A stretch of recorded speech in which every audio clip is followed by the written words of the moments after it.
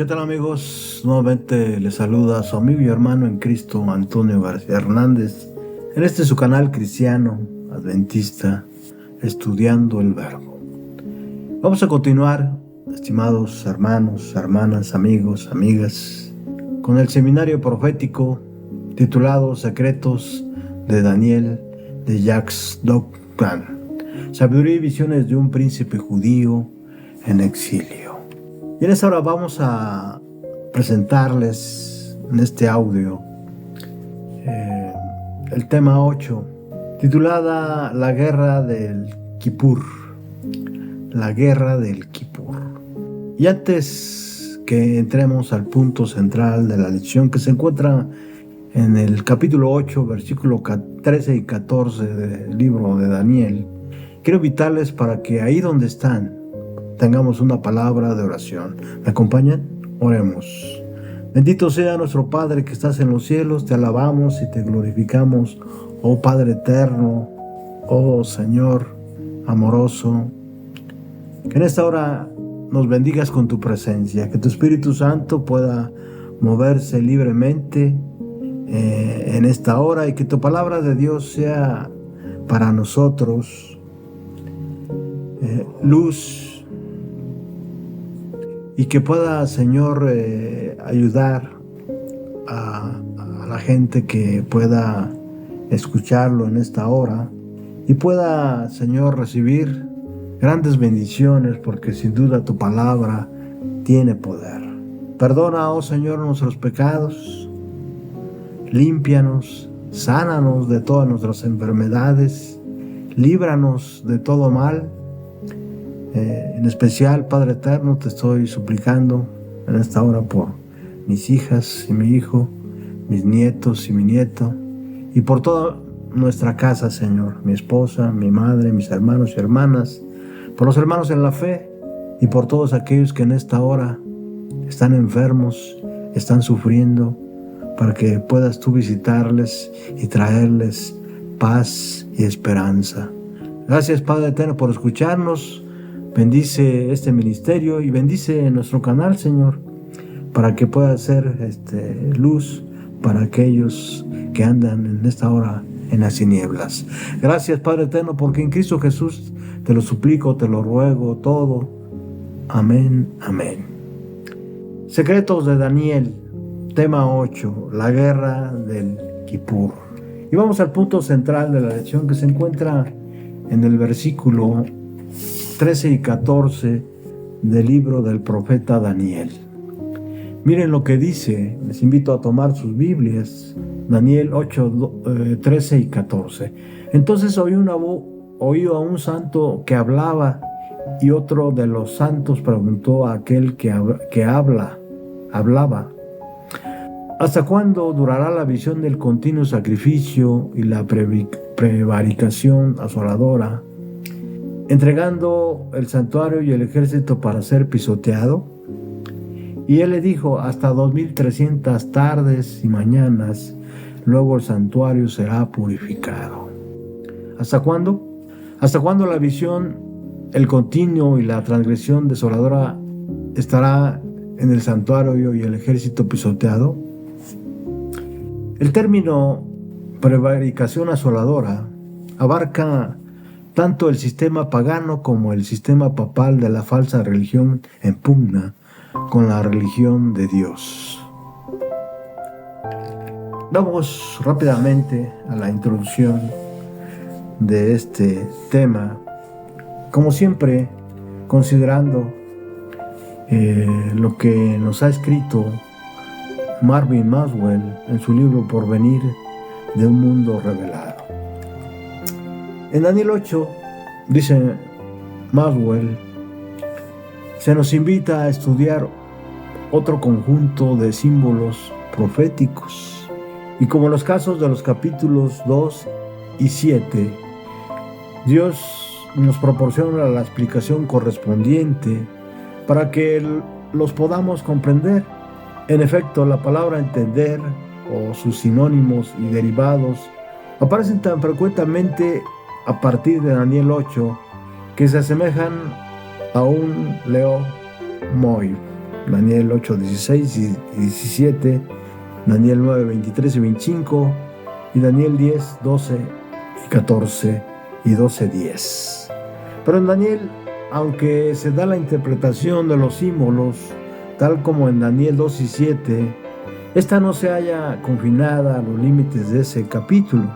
Continúa hasta el final del capítulo 9. Los símbolos proféticos de Daniel 8 abarcan también bestias y cuernos como antes, y asimismo el símbolo profético de un periodo determinado.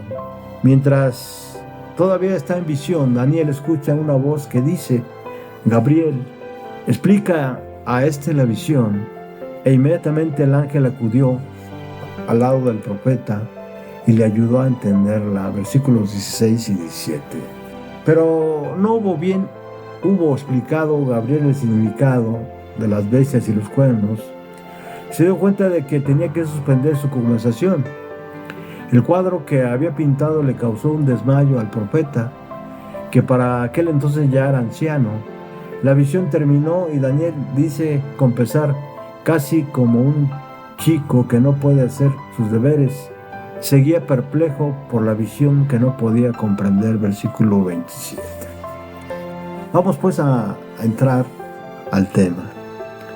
Al final del capítulo 7 dejamos al profeta de Daniel turbado, ahí en el versículo 28. El capítulo 8 es la continuación del capítulo 7. Aquella fue en el primer año de Belsasar y esta en el tercer año, en el 551 antes de Cristo. Las dos visiones están vinculadas. Las dos visiones tienen varios temas en común. Cubren el mismo periodo de tiempo hasta el fin, a excepción del inicio. Pero también hay algunas diferencias. Las cuatro bestias, capítulo 7, ahora son animales muy familiares que pelean uno con el otro hasta la muerte. Es la batalla del Kipur, de la expiación. La lucha concluye con un extraño ritual cuya naturaleza preocupó a Daniel. En estas símbolos o imágenes de dos bestias, vemos animales que se presentan o se presentaban en el santuario celestial, la cabra o el macho cabrío y el cordero. Esta es la visión que ve el profeta Daniel. Ve estos dos animales luchando entre sí hasta la muerte. Vamos con el carnero, ahí en el versículo 3 y 4. Vamos a leerlo para que tengamos fielmente las cosas en base a la palabra de Dios. Miren lo que dice el profeta Daniel en visión. Vi que el carnero hería con los cuernos al poniente, al norte y al sur, y que ninguna bestia podía parar delante de él, ni había quien escapase de su poder, y hacía conforme a su voluntad. Mientras yo consideraba esto, he aquí un macho cabrío venía del lado del poniente sobre la faz de toda la tierra, sin tocar tierra, y aquel macho cabrío tenía un cuerno notable entre sus ojos. Entonces el profeta divisa al carnero cerca del agua. En el capítulo 7 el agua es el mar Mediterráneo, ahí en el versículo 2. Aquí es solamente un río, versículo 2, es decir, en el capítulo 8, o canal en el cual sugiere prosperidad. Susa quedaba a 300 kilómetros al este de Babilonia. El contexto es de riqueza y prosperidad. Daniel ve a un carnero que carga contra el oeste, el norte y el sur. Expande en esas direcciones sus conquistas. Tiene un cuerno más alto que el otro. Este simbolismo o esta imagen equivale al oso del capítulo 7 y representa a los medos persas. Versículo 20. Crecía después el cuerno más alto y representa a los persas. Ahora, en relación al macho cabrío, ahí en los versículos 5 y 8, vamos a leerlo. Mientras yo consideraba esto, he aquí un macho cabrío venía del lado del poniente sobre la faz de la tierra, sin tocar tierra, y aquel macho cabrío tenía un cuerno notable entre sus ojos. Y vino hasta el carnero de 2 cuernos que yo había visto en la ribera del río, y corrió contra él con toda furia de su fuerza. Y lo vi que llegó junto al carnero y se levantó contra él y lo hirió y le quebró sus 2 cuernos. Y el carnero no tenía fuerzas para pararse delante de él, lo derribó por tanto en tierra y lo pisoteó, y no hubo quien librase al carnero de su poder. Su marcha del macho cabrío, como vemos, es a gran velocidad, y sus 4 cuernos postreros nos recuerda al leopardo veloz y de 4 cabezas del capítulo 7. Representa al imperio griego, de acuerdo al versículo 21 de Daniel 7, y viene del oeste. Ahora bien, paralelamente, el ejército de Alejandro Magno venció a los persas en la batalla de Maratón en el año 490 a.C. y vence a Darío en el 331 a.C.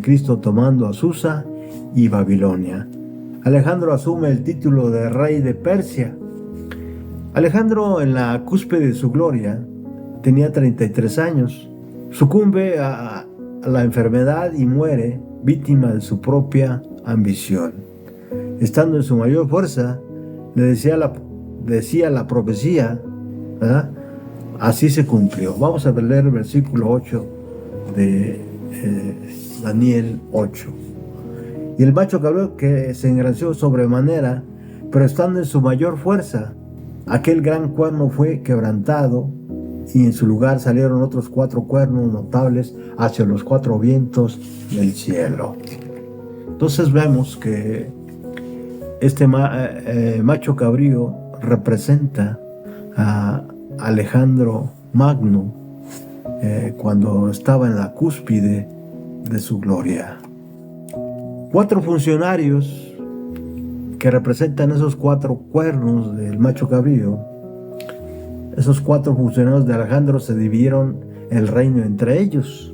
Se cumple la profecía, y en su lugar salieron otros 4 cuernos notables hacia los 4 vientos, versículo 8, ya lo leímos.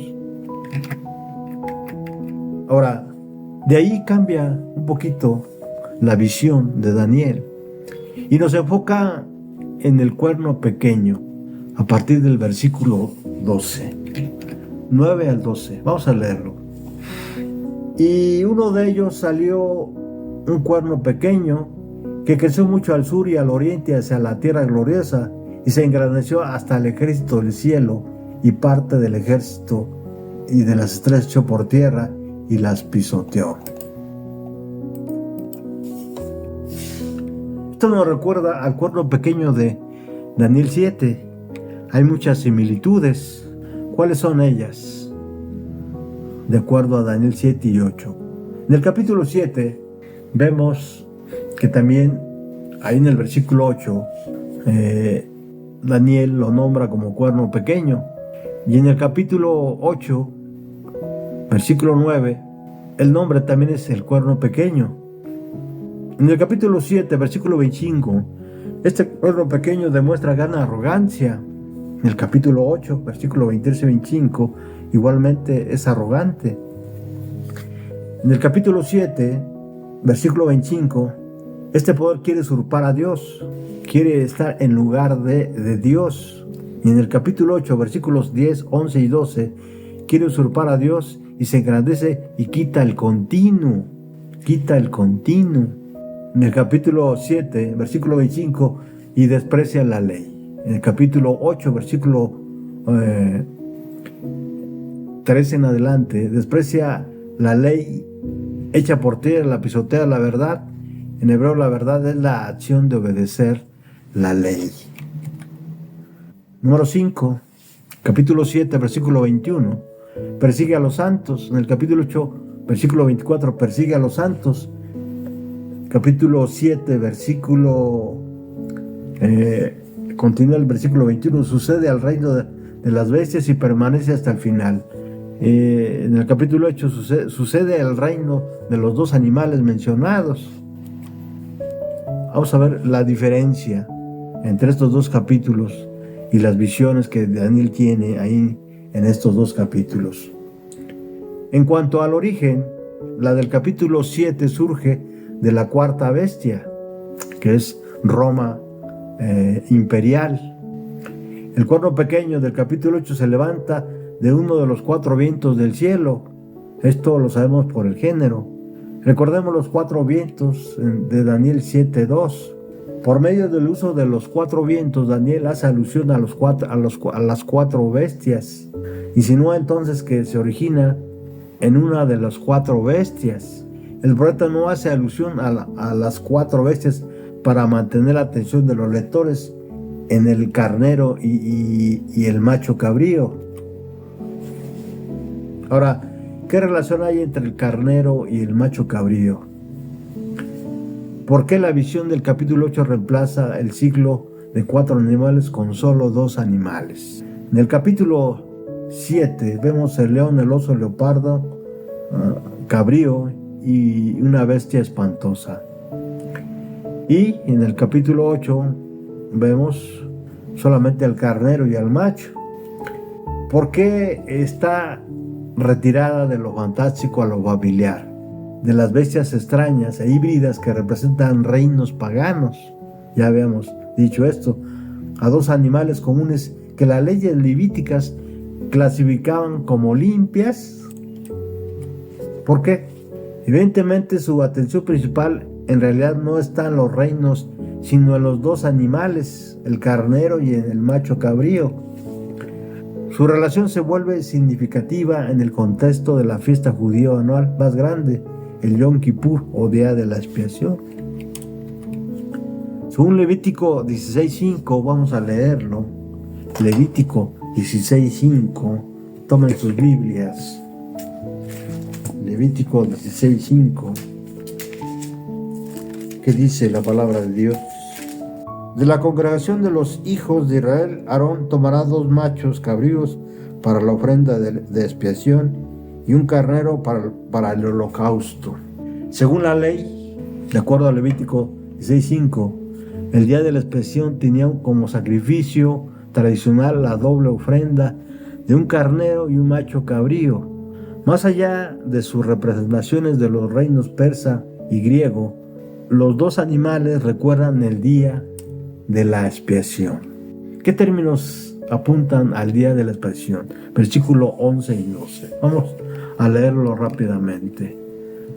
Aún se engraneció contra el príncipe de los ejércitos y por él fue quitado el continuo sacrificio y el lugar del santuario fue echado por tierra.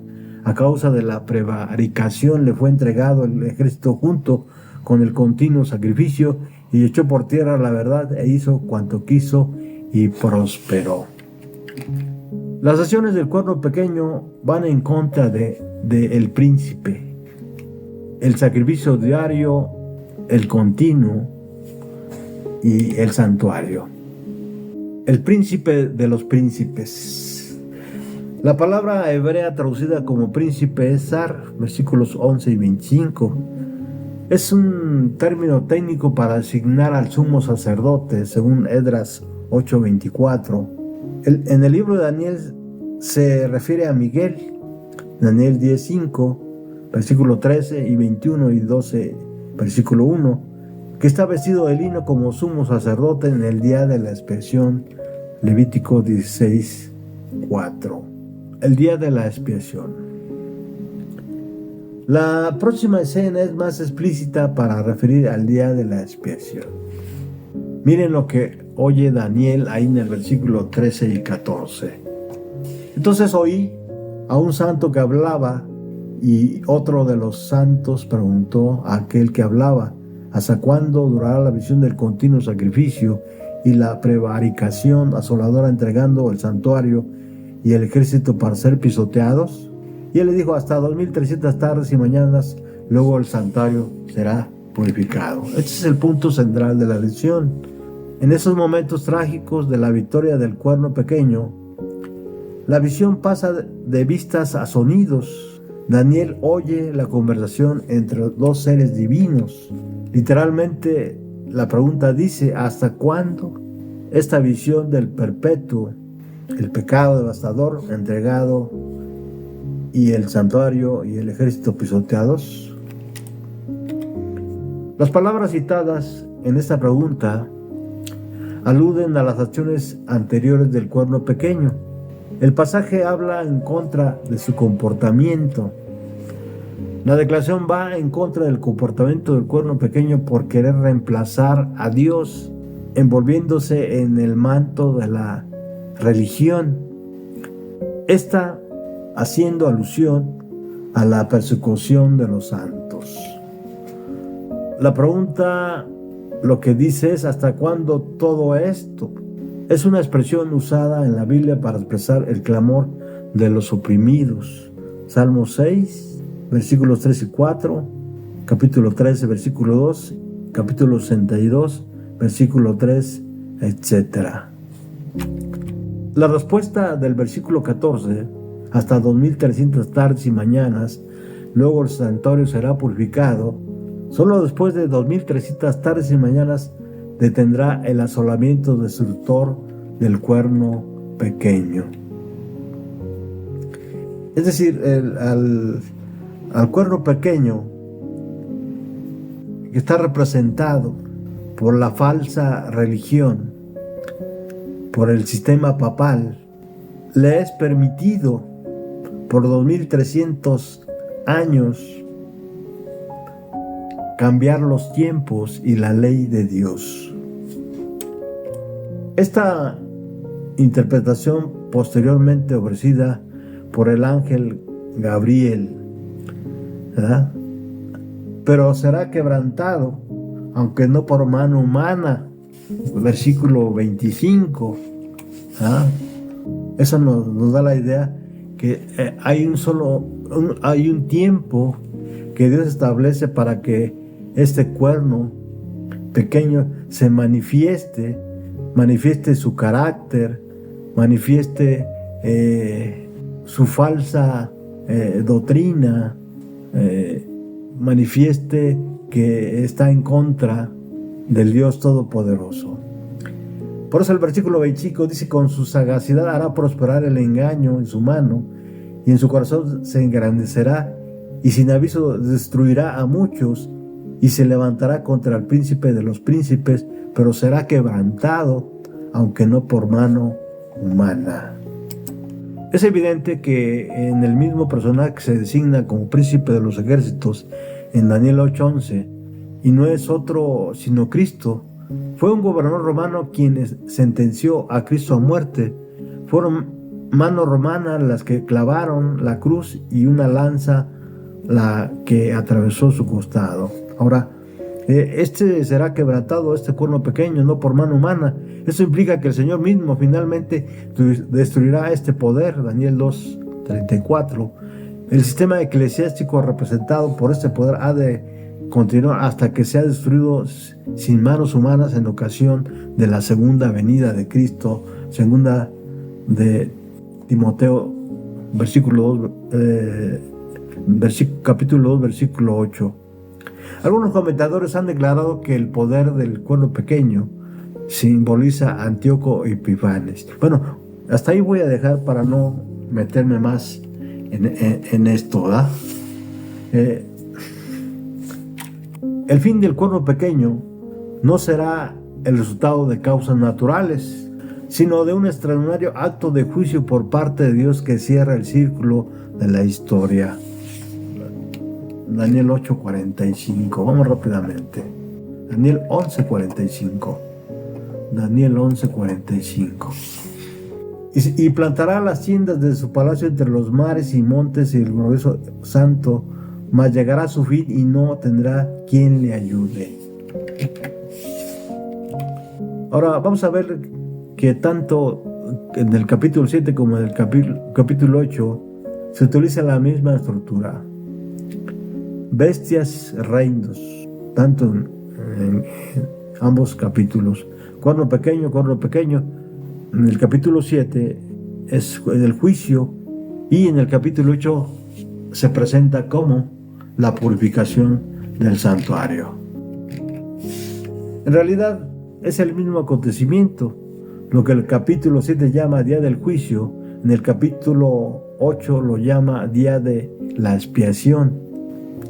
Esto sin duda se llevará a cabo en el santuario celestial. Para Israel, el Yom Kippur, o día de la expiación, es el día que se purificaba el santuario. Era un día de juicio. Hasta el día de hoy, los judíos celebran el Yom Kippur como un día de juicio o expiación. Algunos judíos podrán olvidarse todo el año de Dios y cometer delitos, pero el día de la expiación hasta el más villano judío se arrepentirá y temblará ante el sonido del shofar, la señal del juicio divino. Según Levítico 16, esta fiesta tenía repercusiones cósmicas.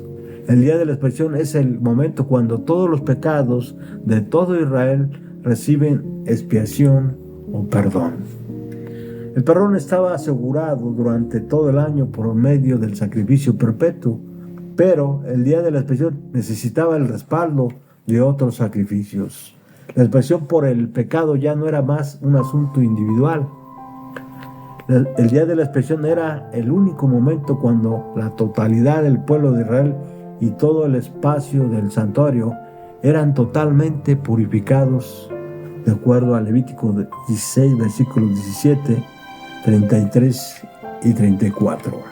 Era el único momento en el que el sumo sacerdote podía entrar en el lugar santísimo del santuario y se presentaba físicamente ante Dios. Éxodo 30 del 6 al 10 y Levítico 16, 2 y 14.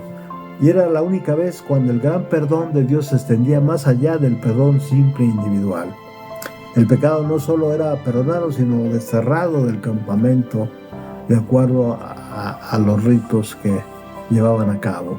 El sumo sacerdote ahuyentaba a Azazel, representado por el macho cabrío, la encarnación del pecado, hasta el desierto, versículo 21. Azazel era un símbolo de Satanás, el culpable último del pecado del hombre.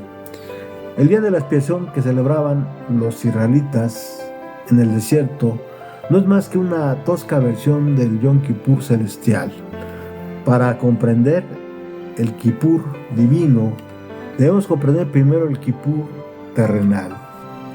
Su mensaje espiritual nos recuerda que la historia llegará a su fin.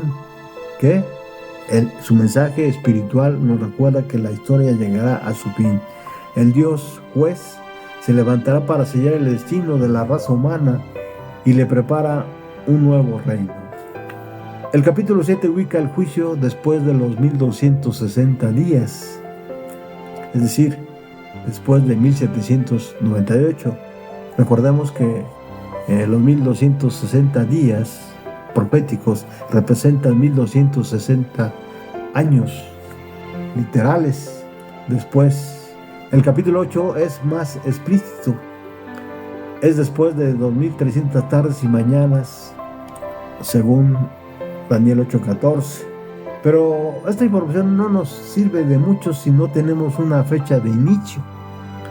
El ángel Gabriel solo ha dicho que conduce hacia el fin porque es para muchos días, versículo 26.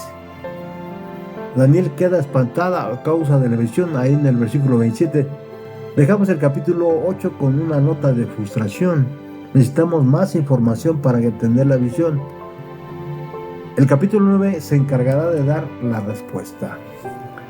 El día de la expiación era el día para el pueblo de Dios, para que el pueblo de Dios afligiera su alma, Levítico 16, versículo 29 y 31. Era un día para asumir la responsabilidad por sus actos. La conciencia del juicio de Dios nos invita al arrepentimiento. Así que necesitamos entender un poco más el capítulo 8, ¿sí? Para ello necesitamos entrar al capítulo 9 del libro de Daniel para que la Biblia, la palabra de Dios, nos revele a través del profeta Daniel todos estos simbologías, pero sobre todo, sí, el tiempo que Dios estableció para que se pudiera cumplir la profecía más larga de toda la Biblia. Llegamos al fin de este tema número 8 y rogándole a Dios que hayamos cumplido con el propósito que Él mismo tiene para nosotros y para su iglesia, para su pueblo, para estos días. Quiero invitarles para que nos acompañen en el tema número 9, que sin duda nos aclarará muchas dudas que han quedado, ¿sí?, en este capítulo 8, en este tema. Gracias por su presencia, gracias porque nos están apoyando, ¿sí?, dándole like a cada audio, cada tema que presentamos, y que para aquellos que se están suscribiendo, ¿sí?, les agradecemos también mucho su interés por hacerlo, pero sobre todo queremos que todo esto puedan compartirlo con sus seres queridos. Sin duda el tiempo está cerca, muchas profecías se han cumplido ya, así que estamos viviendo en el final de tiempo de gracia que Dios estableció en su palabra. Como siempre, les envío un abrazo, un saludo fraternal a cada uno de ustedes, invitándolos nuevamente para que nos acompañen, no solamente en este seminario, sino también, sí, en Escuela Sabática. Hasta pronto.